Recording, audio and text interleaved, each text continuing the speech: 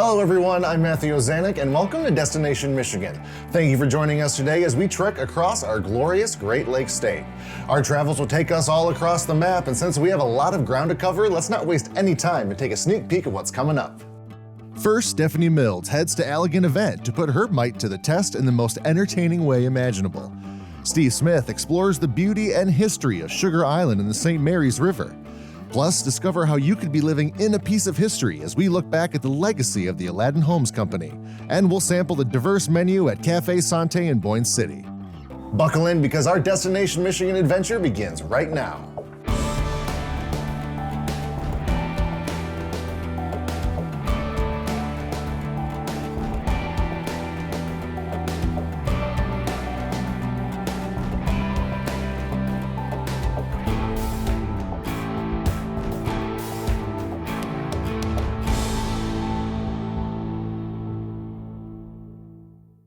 Our first story today is taking us just south of Grand Rapids. If you really want to see what you're made of, then you need to check out Allegan Event. This place has everything thrill seekers need to get their hearts pumping.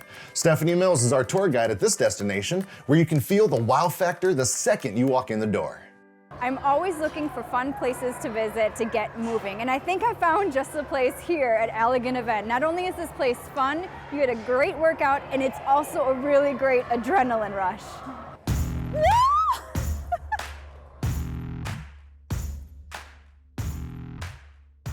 Wow is really the first word that comes to mind when you walk into Allegan Event and lay eyes on this massive two-story structure made of metal, ropes, and obstacles.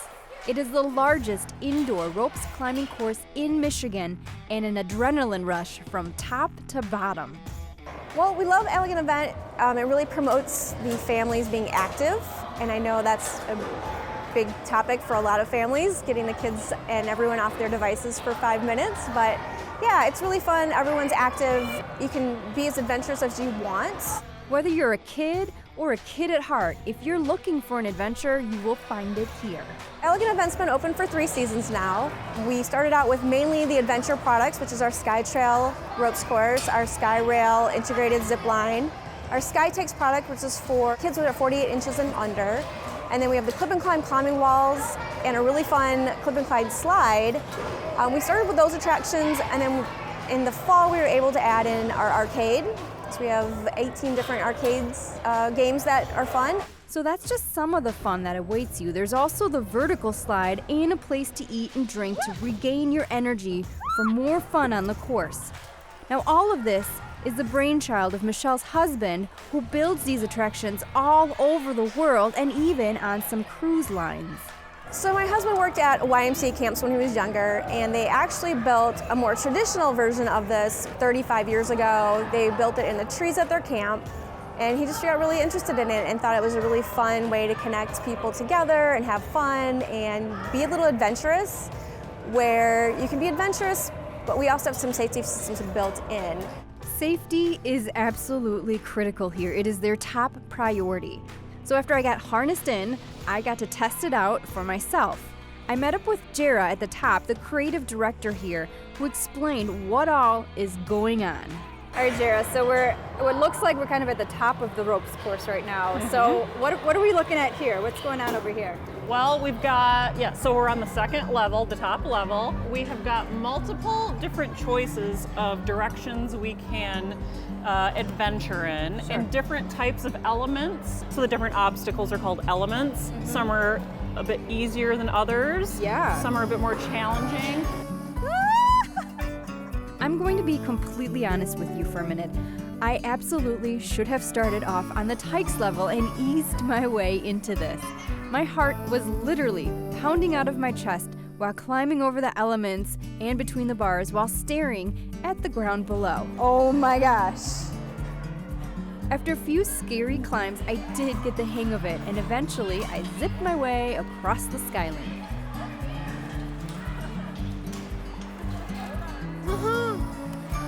Exiting the course is also going to take you out of your comfort zone if you choose the quick jump, which is a 5-second drop straight down from the top. Now, after the ropes climbing course, I took on the vertical slide, and you know what? It looked so fun, even host Matthew Ozanek gave it a shot.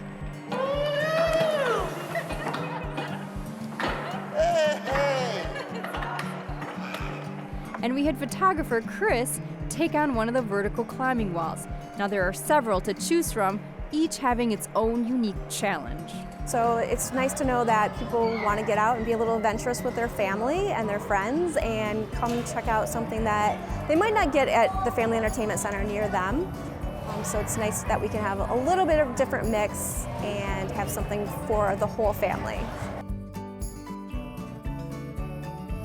Allegan event is only open during certain days. If you're looking to add a stop on your next adventure, make sure to head to their website to check out their hours of operation. Next, Destination Michigan Steve Smith continues his island hopping adventure. He's boarding the ferry in Sault Ste. Marie to visit the friendly folks on Sugar Island. The island is 49 square miles. It is 25 miles from the north tip to the south tip, maybe 5 or 6 miles wide at the widest. It's long and narrow. The island sits in the St. Mary's River. We are served by the Sugar Island Ferry. And once you drive off the ferry from Sault Ste. Marie, it's almost like leaving the world behind. And that's just fine with the 700 or so people that live year-round on Sugar Island. It is a very friendly island. We are more what they call a commuter island because there's a lot of folk on the island that live over here full-time, but they work in town. A lot of people come up here and retire. They're like us. Family came up here on vacation for years, then they buy a place and stay. A lot of the people that grew up on the island, they go away, they come back. The feeling once you come across the ferry, you're in a different world. Just like when you cross the Mackinac Bridge. If you're a true Youper, once you cross that bridge, you're home. And we have the same feeling once you get to Sugar Island. Eily Allen's parents came from Finland in the early 1900s and eventually settled on Sugar Island. She's 90, and a twist of tough times required tenacious fortitude. She met my dad, and in 1930, my dad lost his job with the Depression. So they bought this old, dilapidated farm. I was 3 months old, and they put in a big garden, a huge garden. My grandmother gave them a cow and some chickens, and that's how they started. When my dad got back to work, they started saving to build a barn. A barn comes before the house for Finnish people. My mother had to go get the cows twice a day from out in the woods, wherever they were. She had to do it all because my dad was working. And she had to take me with her, and I was a toddler at the best. And it was hard for them. But we always had food, and my mother sewed. And I can remember that she made my dad's underwear and shirts out of flour sacks. At one time, Sugar Island had 5 elementary schools. Everyone admits life on Sugar Island runs on island time, which just may be the perfect prescription for your high blood pressure. Bernie's pushing 90 and says the slower island pace suits him just fine. There's always another boat, so that's the way I live it. Go down there and sit and wait, and when the boat comes, you get on it and go across. Everybody says, well, you gotta be on schedule with the boat. You gotta be on your own schedule if you don't worry about it. And like I said, another boat is coming. It's a great life, as far as I'm concerned. Emergencies do happen on Sugar Island. Unlike most small islands, Sugar boasts a fire department, ambulance service, and can assist in ice rescues out on the river.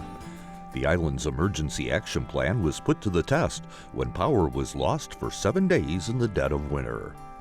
This center here is actually designated as an emergency center stuff through Chippewa County.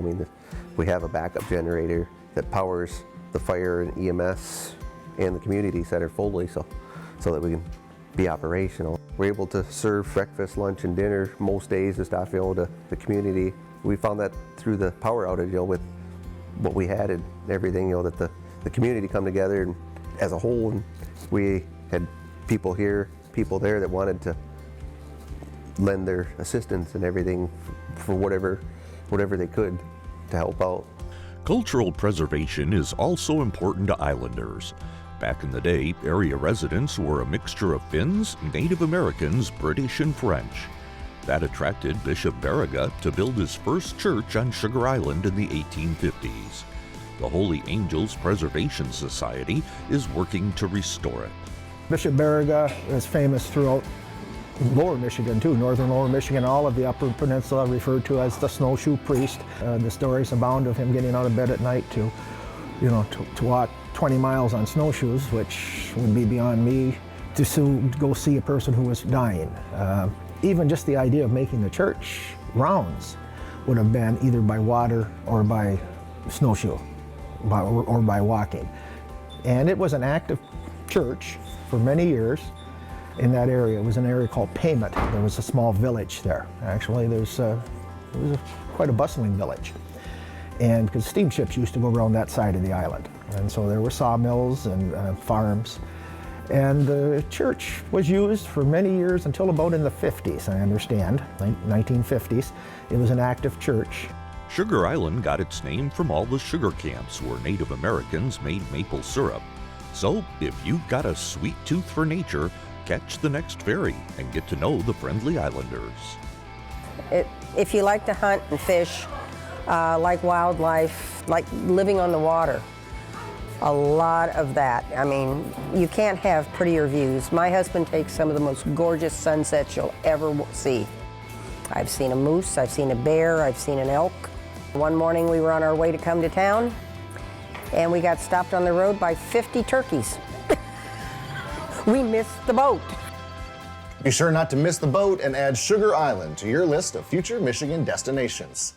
Steve is staying in the Sioux for his next story, but his focus moves now to the St. Mary's River, a river that not only serves as a natural border between Canada and the U.S., but also played a critical role in the establishment of Sault Ste. Marie as the oldest city in Michigan. Imagine this stretch of water back in the early 1600s.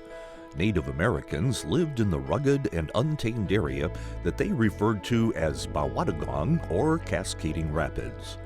The first Europeans arrived in 1621 and renamed it Sault Ste. Marie, French for jumping water. So it was the French that first penetrated into this region, known as the inland seas. They're like the great freshwater ocean, inland territory of the United States. After that, it was Father Jacques Marquette coming to this area because of the native people to spread the word of Christianity to them in 1668.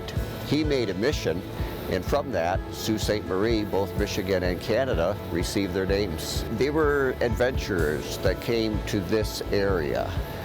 It took a lot of heart and grit to come to this unexplored region of the country. The first industry was actually fur trade, and that was the main industry in Sault Ste. Marie, actually linked to the fashion industry. After the fur trade was the fish industry, in which they would export fish to many fine restaurants. And the most delectable of the fish was whitefish. They could actually get the whitefish merely by placing dip nets into the water and dipping up whitefish, much like smelt. How could anyone foresee the global role the St. Mary's River would eventually play in the economy, national defense, and waterway navigation? Ships from all over the world will pass through here, and the main cargo they're going up to get at the harbors of Thunder Bay, Ontario, Superior, Wisconsin, Duluth, Minnesota are wheat and other grains. So we're the breadbasket for the world, and the ships come up to get the products to take basically to countries all around the world. The St. Mary's connects Lake Superior with Lake Huron, a 70-mile stretch of water that serves as a hub for the St. Lawrence Seaway. The rapids and a 21-foot drop from Lake Superior to Lake Huron made shipping impossible without a major portage. So that's what they did. A long time ago, before the locks existed, this was all rapids, and my understanding is that the shipping industry would actually have to do a portage. They would have to stop and unload and then reload at the lower end before the locks were built. The first modern lock was completed in May 1855, making it possible for ships to travel from Duluth, Minnesota to the Atlantic Ocean. 80 million tons of cargo move through the Soo locks every year. Iron ore is by far the most valuable, with an annual payload of $500.4 million. During our winter visit, we were lucky enough to see one of the locks trained for maintenance. So we have 10 weeks between January and March where we are down for non-navigation season, and we use that time to optimize our maintenance. We have critical repairs going on the pole lock. The pole lock is dewatered currently. Some of the repairs include structural repairs to our miter gate sill, concrete replacements for 2 of our gates. We have some inspections going on every 5 years. We have a barge in the bottom of the lock that we're doing some weld repairs on and inspection as well. We have anchorage link replacements going on the gates. That's basically the arm of the gate that holds it in place and anchors it. We're already planning for next year's winter maintenance period. Like I said, it's intense. We have 10 weeks and we have a lot of work, and we really try to optimize it with all of our resources and get as much done as we can so that we're reliable during the operating season. In addition to shipping, the St. Mary's River plays another critical function. A series of hydroelectric dams generates power for the locks and the surrounding communities. There's actually 3 or actually 4 power plants. The Corps of Engineers has one small power plant called number 10, and then they have the larger United States hydroelectric power plant right next to the St. Mary's Rapids. And in between the 4th lock and the rapids is the United States hydroelectric power plant. It produces about 52,000 kilowatts of electric power. In Sault Ste. Marie, Michigan, you have a very old historic power plant built in the turn of the century by Francis Clarke. And that still generates power, about 20,000 kilowatts electric power. It's one of the longest power plants in the world, made out of red sandstone. So you have many different power plants generating electricity using the natural flow of water that comes through this Sault Ste. Marie. One of the best ways to experience the rich history of the St. Mary's River is to visit the Sioux Historic Sites website or hop a boat for a tour of the river and the locks. The Soo locks open up for its shipping season near the end of March each year, and keep an eye out as construction of a brand new lock is scheduled to begin in the near future. Now all this exploration can work up quite an appetite, and in downtown Boyne City there's a restaurant that's offering up classic European fare but with a Michigan twist. So let's grab a table and a bite at Cafe Santé. At the end of the main drag in Boyne City, just before you hit the water, there's a place where flavors from across the pond have been attracting diners for nearly a decade. Cafe Santé specializes in crafting remarkable dishes that are a perfect blend of the old and new. We sat down with head chef Kyle Marshall to learn all about what makes this Northern Michigan favorite so unique. You guys specialize in European classics. What constitutes a European classic? So Cafe Santé does our version of European classics, right? So we kind of take the recipes that our great grandparents remember and bring them back to life, but fuse them into Northern Michigan ingredients. So we take simple dishes like whitefish meuniere, which is our twist on our riff on a French classic, sole meuniere. And the key though is nothing's new. Everything we're doing is based on something that's been done a long time ago. We're just kind of bringing it back to life. And we've had some real surprises along the way on some of the things that our customers grab a hold of and remember from their past and fall in love with, or knew from being a child, and it takes them back there. So what's the kind of process from there when you take an old classic European dish that you like and then you want to kind of update it, bring it into the 21st century? What's that process like? Or what are you trying to accomplish? It's a lot of fun for me because it involves research and looking at old things. I might just open LaRousse cookbook and flip through, find a page and say, that's what we're making today. And then I see my guys in the kitchen researching it and figuring it out, and they come back in with ideas, and then we got a little think tank going and reinvent things. So, was there ever a time where you thought there's no way this thing is going to work, and then it turned out to being something? Oh, absolutely, absolutely. Trial and error, right? Trial and error. Sometimes things come out of the gate, and you're like, God, man, that's going to be a slow one, and it just blows the doors off the barn. Thankfully, I arrived at Cafe Santé on an empty stomach because Kyle and his team had quite the feast in store for me.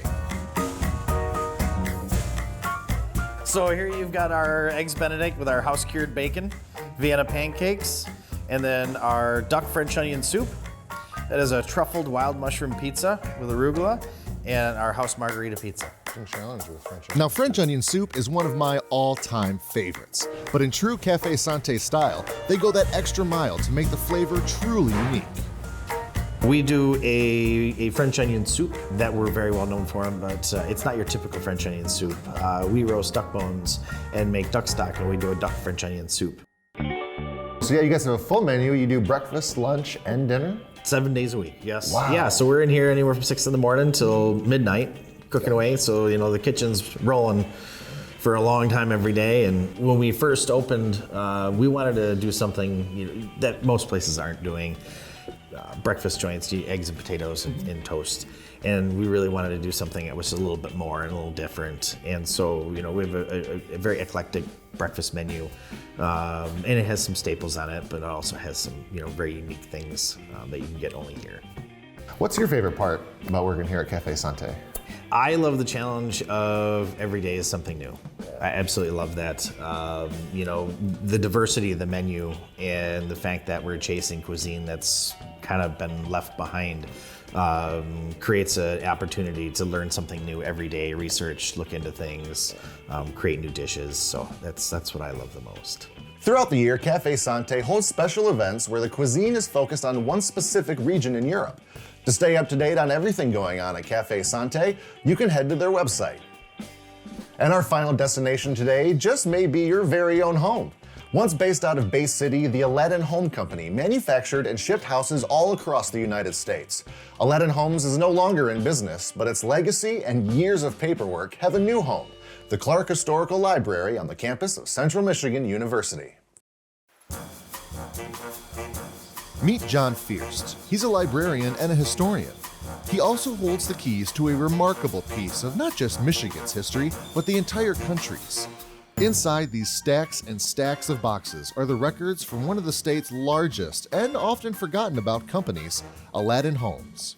And the Aladdin Home Company was originally formed in Boyne City by the Sovereign brothers. They were in existence from 1906, went out of existence in 1982. What they did was they built kit homes. Now they didn't refer to these as prefabricated homes, they referred to them as ready-cut homes. They sent out these catalogs. You would look in the catalog, choose your home, send them some money. They would register it in their indexes, and then they would send you the home. But the records we have are the records from the Home Office, and they cover the Midwest and the Atlantic Northeast. It's a big collection, covers a whole aisle of our archives. Curious about whether or not you reside in one of these Aladdin homes? Well, John says there's a quick and easy way to find out. People really want to know, do I have an Aladdin home? And if they can provide the right information to me, I can determine whether they have an Aladdin home or not. And if they do, usually I can track down the record of sale and send it to them, send them a scanned copy of it. And there's something of an Aladdin cult going on. If you have an Aladdin home, you can get very excited about it, get excited about restoring it.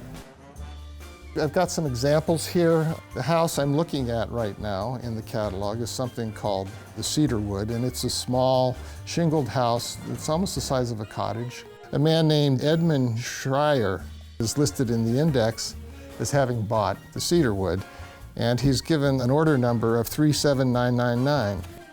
Well, I went to the orders themselves and pulled out 37999, and yes, Edward Schreier bought the Cedarwood. He received it August 7th, 1939. And for the Cedarwood, he paid $891.10. It'd be nice to be able to buy a house for that now, wouldn't it? A lot of people think they have Aladdin homes and they don't. Different competing companies would they would take each other's design. Key ways of knowing you have an Aladdin home is if you actually look at the joists up in the attic and it has the stamp of the Aladdin Company on it. Or if the house still has the original hardware, it's going to be the Aladdin hardware. There were a lot of houses in Michigan that were built. I know in Lansing, for instance, they actually had a storefront. The question's a lot of fun. I probably get 3 or 4 questions a month, just people trying to determine whether they have an Aladdin home. If you'd like to learn more about the history of Aladdin Homes, John and the other fine folks at the Clarke Historical Library are ready and waiting to take your questions. And just like that, this episode of Destination Michigan comes to a close. And from all of us here, thank you so much for joining us, and we'll catch you next time.